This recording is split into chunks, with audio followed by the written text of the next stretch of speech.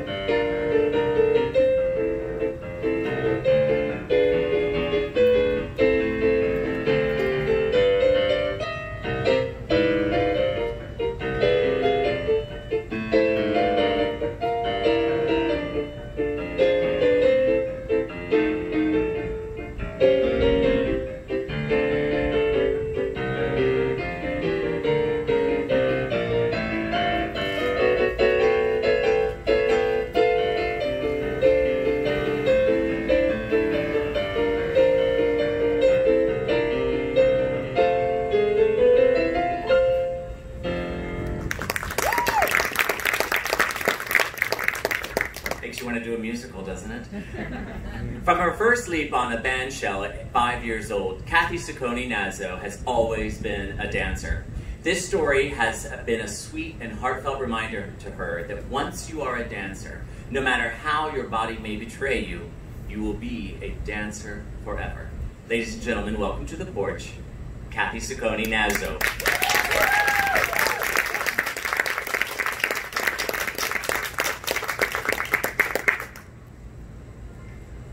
In 1977, I found myself in the bedroom of Agnes DeMille. Yes, that Agnes DeMille. At the time, I was writing a thesis on dance and musical theater, and Oklahoma was chapter 2. I really liked Agnes DeMille, and I read everything she wrote and everything about her, including her autobiography. I knew that she liked strong tea when she was upset. I knew that she struggled as a young dancer when she lived in London. And I knew that she wasn't the most beautiful crayon in the box. And as someone who admired her and really emulated to be like her, I became a fan, a real fan. And as fans sometimes do, I created this fantasy in my head that she would love to meet me, that she would in fact be happy to help me out with my thesis and interview me, and interview her, but she would love it. Anyway, I spent a lot of time in those days at the Performing Arts Center Library in Manhattan, and there was a film I wanted to see called Rodeo, which is a ballet that she wrote before she choreographed Oklahoma. But in order to see it, I needed permission, and written permission. So the librarian hooked me up, and he contacted her, and she wrote to me, giving me permission. And on the letter was a return address. Well, one day, I decided that I would want to buy that return address. I had talked myself into thinking, oh, it's an office, I can make an appointment to see her, it'll be fine. Anyway, when I got to the building, I knew damn well that it was no office. But I went in anyway, and I went upstairs, and next thing I know, I'm knocking on her door. And the door opens, and a woman answers, and she says, "Can I help you?" And I said, "Oh, I'm really sorry. I thought this was an office. I just wanted to make an appointment, and, I'll come back later." And before I could say anything else, I hear from inside the apartment, "Who is it?" She said, "There's a young lady, Miss DeMille. She's here, and she'd like to talk to you." "Well, send her in." And I thought, oh my God, this is a really, really bad idea. But by then it was too late. So I walked into the apartment and into her bedroom, and there she was in the bed, sitting up, all dressed up like she was going out. Her hair was done, she had makeup on, red lipstick, and she looked at me and she said, well, what do you want? And I said, oh, I'm writing a thesis on dance and musical theater, and Oklahoma is one of my chapters, and I just wanted to know if I could talk to you. And she looked at me and she said, well, I'm very busy now. And with that, she took the covers, flipped them over, and said, besides, look at me, I'm a cripple now.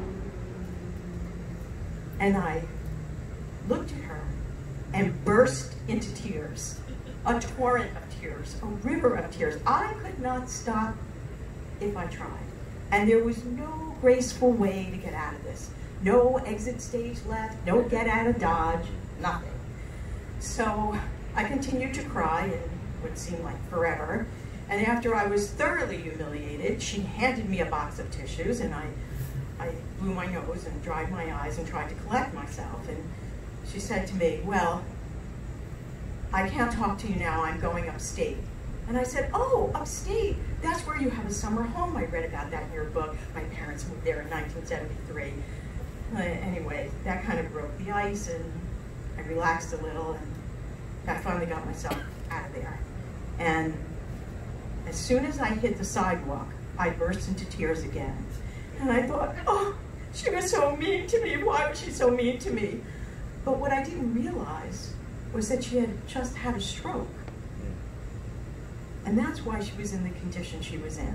And that I was the one that was wrong, that I had no business just going to her house and knocking on her door. I invaded her privacy. Well, a few years later, I saw Agnes DeMille speak at the Elmwood Theater in Mamaroneck, New York. She gave a lecture on dance from her wheelchair. And she was wonderful.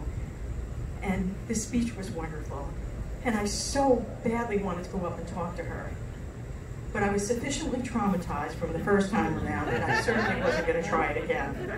So, anyway, recently I told this story to a friend, and she said to me, you know, she could have thrown you out, but she didn't.